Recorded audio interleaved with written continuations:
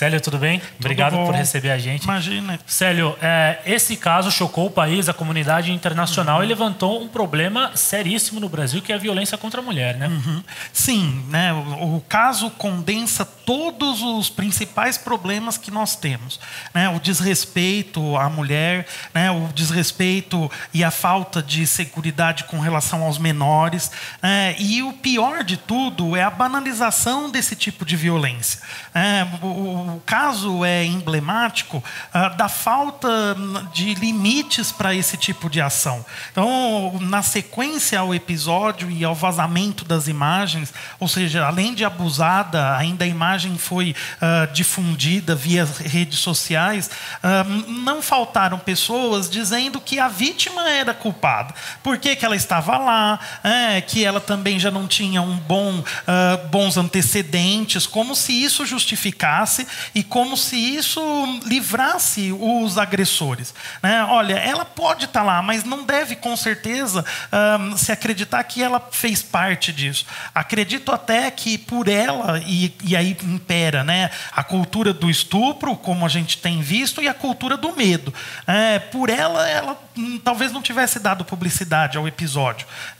Foram os próprios agressores, ou sei lá, as investigações ainda vão apontar alguém sem noção, mas sabendo da agressão, que colocou o caso a público. Então, que levou o caso a público. Então, são vários aspectos a serem discutidos. Então, um código de desonra, vamos dizer assim, entre os homens que se acobertam, a naturalização de um tipo de violência que é o cúmulo do absurdo, o desrespeito total ao Estatuto da Criança e do Adolescente. Ela era menor de idade, embora a mãe tem 16 anos. Então, o caso chama atenção porque é um conjunto de barbaridades. A violência em si é a barbaridade que mais sobressai. Mas a ausência do Estado, os pactos, como eu disse, de silêncio, trazem à tona uma realidade das mais terríveis, como se vivêssemos longe, muito longe da civilização e de qualquer código digno, de conduta social. Entendi. E a gente sempre vê no noticiário internacional, parece ser muito longe da gente, a realidade da Índia, por exemplo, que tem muito estupro coletivo. Mas esse caso, você acha que prova que no Brasil também há essa cultura do estupro forte? Sim, muito forte. Basta a gente verificar que é um aspecto histórico. Histórico quando os senhores abusavam das escravas, não considerando a dignidade humana do escravo, e aí trabalhando como se o escravo fosse efetivamente uma coisa, o que nunca foi, uma cultura machista, e como eu disse, de homens acobertando homens. Então, o próprio delegado que foi substituído foi muito infeliz, e na verdade revelador, quando alegava que não, mas será que teve estupro mesmo? Será que, quem em sã consciência permite uma agressão por 30 homens? E a tentativa de culpar a agredida era muito evidente. Então, é algo muito próximo. Com certeza, nós temos isso disseminado, principalmente nas áreas periféricas, onde predomina a lei dos traficantes, onde predominam os códigos de silêncio com relação a esse tipo de violência e muitas outras, e foi até a males que vem para o bem. O fato deles terem exposto o vídeo, as fotos, acabou chamando atenção e arrancando o véu de uma realidade perversa, cruel e que não deve existir. Então, sim, por 10 homens, por 2 ou por 1, é algo que não se tem que tolerar. É algo que não se tem de achar natural. É algo que não pode se considerar que a vítima... Ninguém quer ser agredido. Ninguém, em nenhum sentido. Seja verbal, seja fisicamente, seja, né, moralmente, ninguém quer. Então, ainda que haja, né, uma intimidade e uma proximidade, muitas vezes as mulheres tentam colocar limites e o parceiro, o namorado mesmo, ultrapassa esses limites, né, cometendo abusos de toda a ordem. E é simplesmente o fim, né? E é pior ainda quando se vangloriam disso. Ah, não, eu fiz. Ah, não, é assim. Tem que desnaturalizar. Isso não é algo a ser aceito de jeito nenhum, né? Os parâmetros de civilidade, de respeito, não podem tolerar esse tipo de coisa. É verdade. E indo um pouco mais para o lado das redes sociais, desse mundo de tecnologia, parece que ficou normal, assim, você postar qualquer coisa que você quiser numa rede social hoje em dia, inclusive estupro, que é um absurdo. Não, né? Exatamente. Mas aí eu torno a dizer, né, colocaram isso com muita tranquilidade porque é algo que é natural para eles. É tão natural expor isso quanto expor lá uma foto de família. Ou uma foto de quem está passeando no shopping. É natural que as pessoas passeiem, é natural que as pessoas convivam com a família, e é natural as pessoas quererem divulgar imagens com quem gosta, numa situação agradável. Para eles, aquela situação não tinha nada de absurdo, porque se considerassem o absurdo, com certeza não teriam divulgado. Então, a questão é que é algo corriqueiro, é algo natural, é algo que para o grupo social do qual eles fazem parte, aquilo é motivo de orgulho e não motivo de vergonha. Quando o sujeito lá que filmou se apresentou à delegacia, né, na saída, ainda com um delegado que assumiu o caso no início, na saída ele parecia alguém entrando para receber um Oscar. Estava até sorrindo. Isso, sorrindo, distribuindo acenos, fazendo graça. Então, o que chama atenção, e por isso expuseram, é que é algo comum. Para eles isso é comum. É tão comum quanto, como eu disse, colocar uma foto de uma festa, de uma confraternização, de algo saudável. Para eles aquilo não é algo desabonador e não é algo incivilizado. Para eles a moral deles ultrapassou todas as medidas a ponto de considerar natural, legítimo e motivo de orgulho algo que é extremamente violento.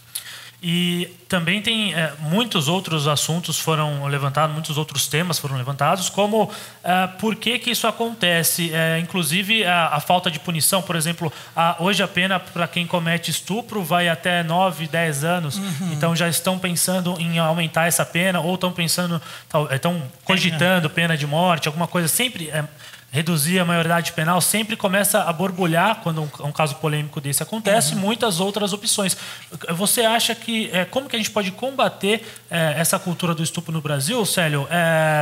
Envolve só a lei? O que mais envolve? Não, na verdade, mudar a lei agora é colocar um band-aid numa hemorragia.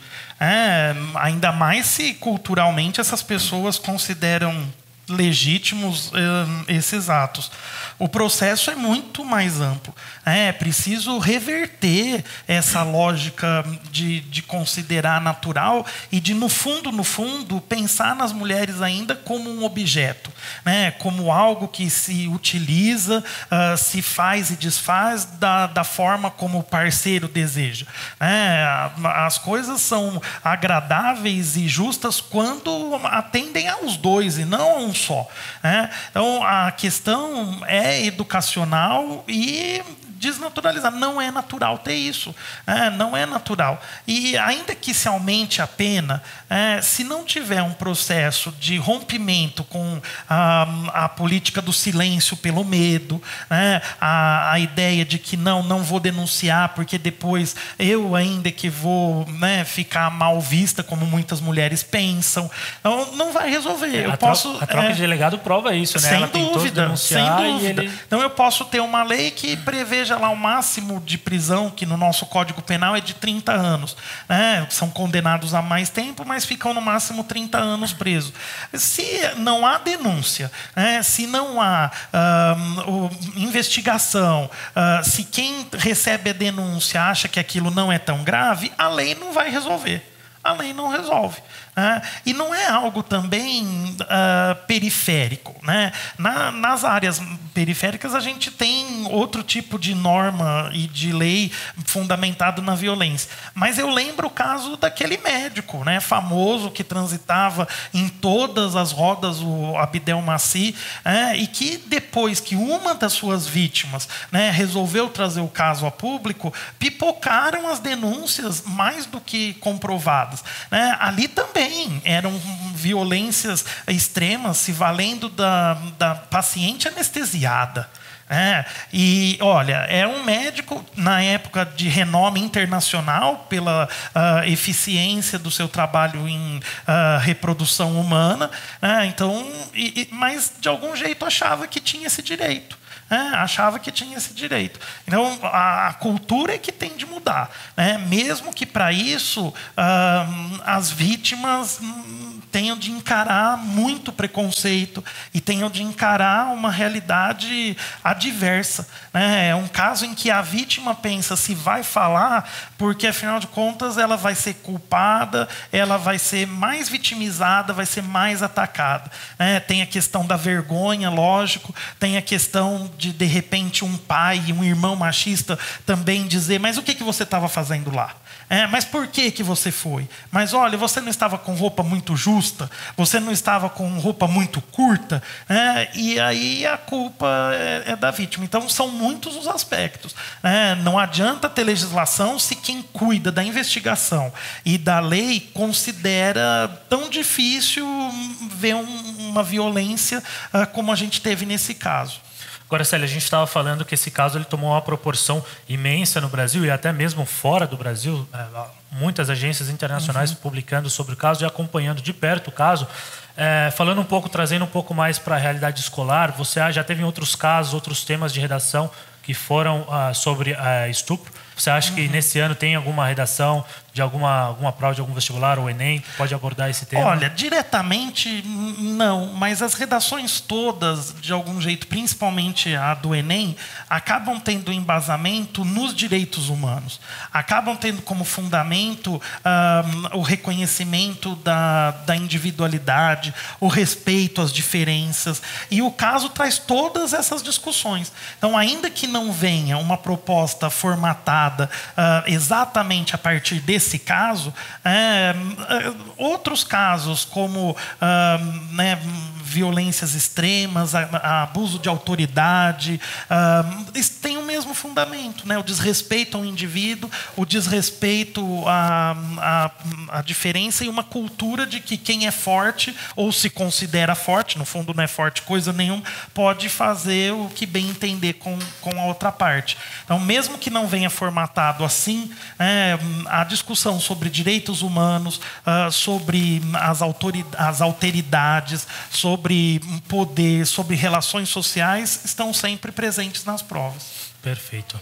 Bom, acho que é isso, Célio. Muito obrigado pelo bate-papo. Foi muito, muito interessante, muito produtivo para a gente, que precisa falar, é um assunto que chocou o país, mas se a gente não parar de falar sobre o estupro, a cultura do estupro, ela continua aí na nossa sociedade.